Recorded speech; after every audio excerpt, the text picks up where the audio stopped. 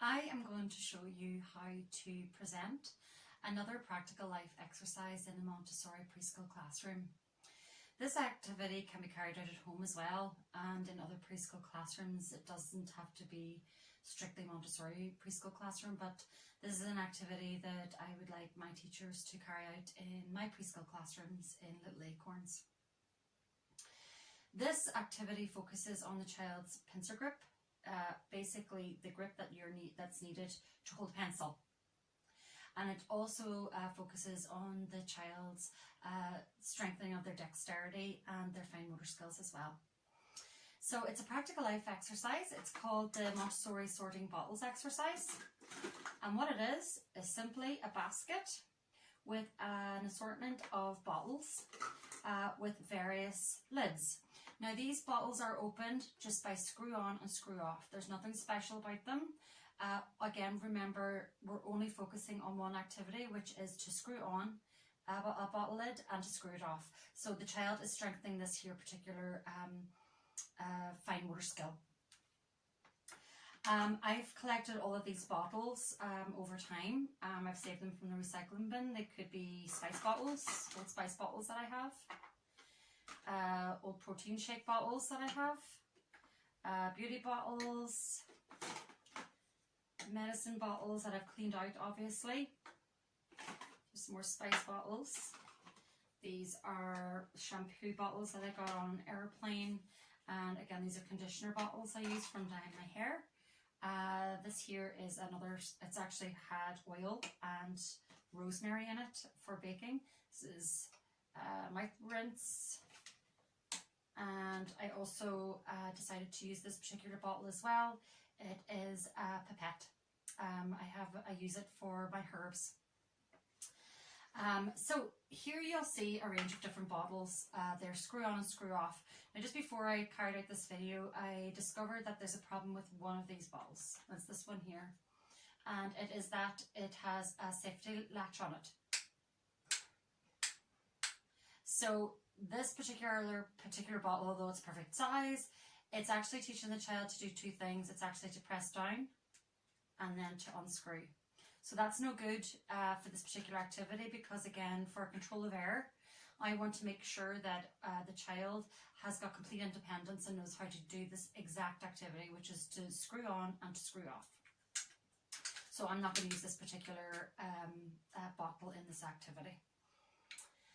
Okay, so to start the activity, if you don't already have the activity at your table or on the mat on the floor, you can invite the child to come to the shelf. Again, in our classrooms, there are only one of every single activity. So these particular bottles are stored in this basket on a particular place in the classroom. It's home on the shelf. And what we do is we take a photograph of the activity and we laminate it and we stick it on the shelf, so the child remembers and knows where to put the activity back if they ever need to go to it again. So as you can see here, this activity is already out. And so what I do is I invite the child to come over. I sit them to my non-dominant side. I'm right-handed, so I'm going to show the child. I'm going to present this activity to the child sitting at my left-hand side. So I'll be talking to the child while I'm carrying out the activity. The activity will probably be in the basket already. And what I do is I tell the child that I'm going to show them how to use this activity first. And whenever I show them, they can try. They'll be dying to look at them because a lot of the bottles are really pretty, and they'll be dying to see what's inside. So again, you're going to try and get them to just watch you first. Okay, so I tell the child, you know, just watch me first, and whenever I show you, then you can try.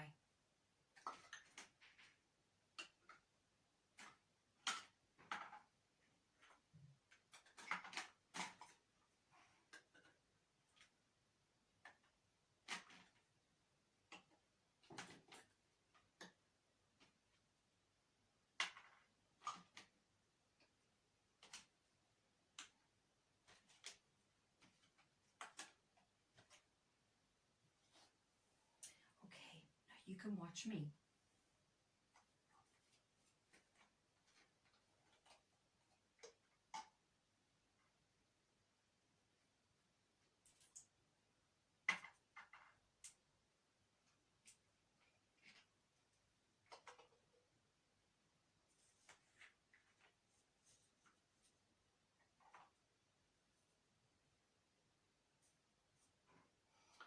pretend that you can't open the bottle so easily, so they can watch you try to struggle with it, so that they'll know that it may happen to them as well.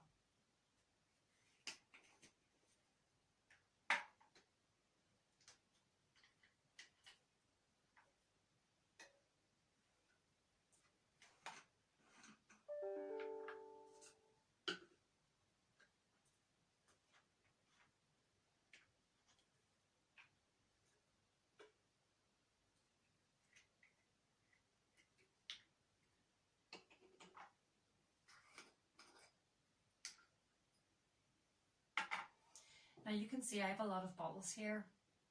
Depending on the age group of the children in your class, that might have taken too long for them to keep their attention on your activity.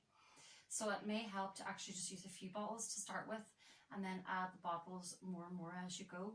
Again, if it's an older preschool classroom and the children are well able for it, and they're well able to watch you for that length of time, because that took quite a long time in the life of a child. Again, you have to follow the child, so it really does depend on your classroom. And at home, if you're working with your children, it depends on the age group of your children as well. So it could be 2 or 3 bottles, or it could be the whole lot. It's just I've selected quite a number of them for this particular activity, because this particular activity is going to go into the senior preschool classroom. Those children are going to be continuing on to National School now in September. Okay, so once you have all of the bottles open, what you do then is you then tell the child that you're going to now complete it, or complete the activity. And what you're going to do is you're going to systematically find a lid and try and put it on a range of different bottles. It might not be the right one, so you'll watch me make a mistake, but it's really important to show the child that that happens. And then showing the child how I will problem solve and find the right lid. Okay, so I'm going to tell the child now that we're going to complete the cycle. Okay, so I'm going to finish this activity now. Okay, so you watch me.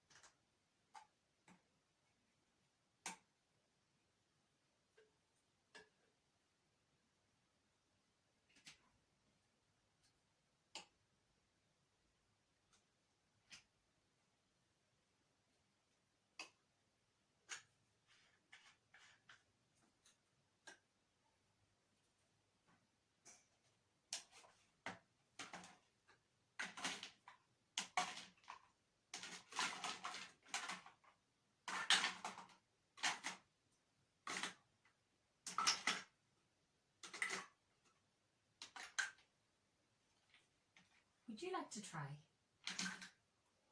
So I've actually completed the work cycle here, but it isn't absolutely complete until it's put back on its home on the shelf. But I encourage you to invite the child to do the activity by themselves, and you can watch them. Now you can see that I use my right hand to screw on and to screw off all of the lids. Now that's because I'm right hand dominant. But if the child is using their other hand or is using both, that is so fine, because again the child is exploring and it is refining the dexterity in both hands. So let them experience that whichever way they want. They may also make mistakes and put a lid and squeeze a lid on a bottle that's wrong. But let them complete that work cycle themselves. Eventually, the more that they practice this activity, they will have a sensitivity to how the lid feels on the bottle, and they'll know that it's wrong. They'll correct that themselves. So don't correct them. Let them complete it the way they want to complete it, because this is their work and this is their time. This is their workspace then, once you pass it over to the child.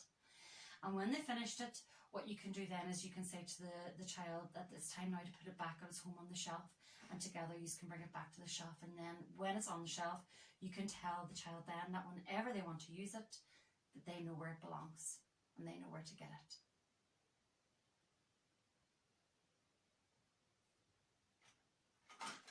And this is called the sorting bottles exercise.